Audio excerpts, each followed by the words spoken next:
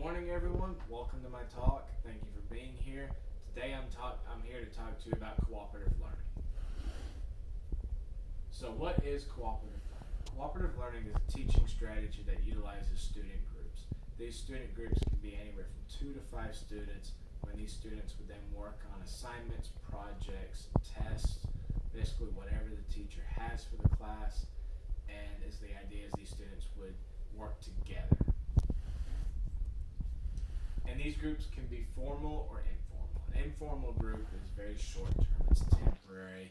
The students would be working together on like one assignment, one project, or just like 1 week at a time. A formal cooperative learning group is where it would be for extended periods of time, for 1 whole week, 1 whole month, a semester, an entire school year. They may not be the same students in the same group, but the idea is the classroom will be made up of groups. So what is the purpose of cooperative learning? Cooperative learning is designed to bring students together. It's to form like a student community for them to be able to bounce ideas off each other and learn more from each other than from the teacher. And it has proven results. It's been proven to help students gain social skills, it helps decrease stigmatisms against students with disabilities, and it can even help reduce bullying in classrooms. So why even compare? Why compare the group versus the individual? Many surveys and experiments have been done testing whether group work is beneficial or if students working individually is more beneficial. And through surveys, students prefer to work in groups, and the data shows that students perform better in groups than when working individually. So how is cooperating learning beneficial? It may not be beneficial in the short term, students may not notice a difference, but in the long term it's very beneficial. In the adult world, it's important for people to work together. More often than not, you're going to be working in a group, collaborating on projects, working on deadlines together, and rarely are you actually working on individual level. So learning these social skills at an early age is vital. And when people grow up individually, did not learn together in groups, they have a hard time working with other people in the adult world. And cooperative learning consists of 4 different perspectives. It's motivational, developmental, social cohesion, and cognitive elaboration. In my opinion, the motivational aspect is the most important. It's important because when students are motivated, they succeed. Students push each other. When they work in groups, they push each other. They bounce ideas off each other. They bounce thoughts off each other, different perspectives. And when they do that, the whole group succeeds. So I'll talk about a few different examples of cooperative learning. The first example is games. Games is a fun, educational, and competitive way for students to work with one another. Students like being competitive. They like to compete. It's fun. And so when you give them games and they work together to win these games, it's fun, it's safe, because they're in a controlled classroom environment. The next example is 4 corners. This is a teaching strategy where teachers would ask the entire class a question and then give them 4 answer choices, A, B, C, or D. And then the different corners of the classrooms would represent the different letters. The students would then get up, go to the corner they think is the correct answer. And while in that corner, they would discuss amongst those that chose the same answer, and then as a group present their defense to the rest of the class. This is a great teaching strategy because it's a good break for students. It gets them up and out of the seats, and then when they're in these little groups defending their answer, it really helps emphasize those social skills and leadership in presenting that answer to the rest of the class. Another technique is jigsaw. This is where students would already be in their groups and a teacher would come around and give them an assignment. It would be like a subject, and these students would then research, they would learn about it, they would discuss it amongst themselves, and then they would teach the rest of the class this subject. And this is a really good teaching strategy because it emphasizes student teach. It really gets the students engaged in the learning process and really can show those leadership skills for some students.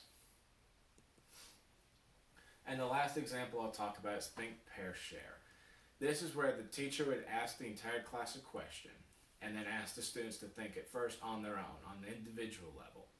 And then students would come together in groups of either 2 to 5 students and discuss why they chose their answer. And then collectively they would come up with either the same answer, or they'd come up with an answer the entire group feels confident with. And then they would present their answer to the rest of the class.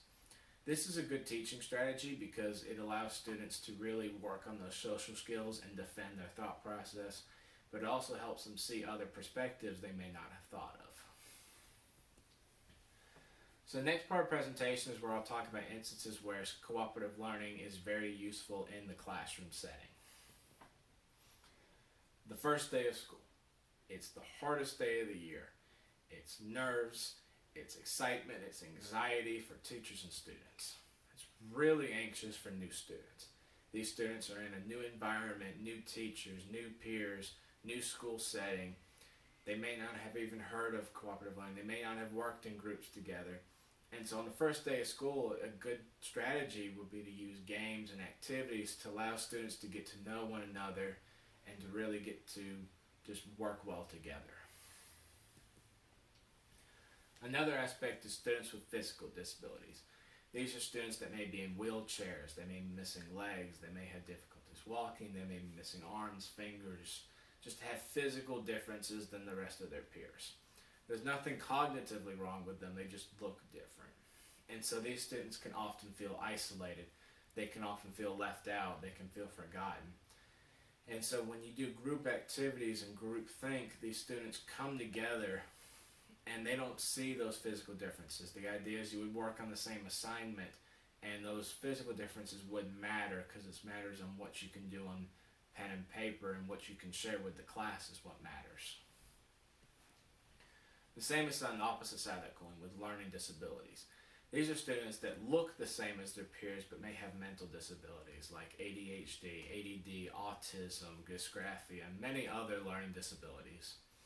These students may struggle with outbursts, they may struggle paying attention, they may not be able to focus for long periods of time.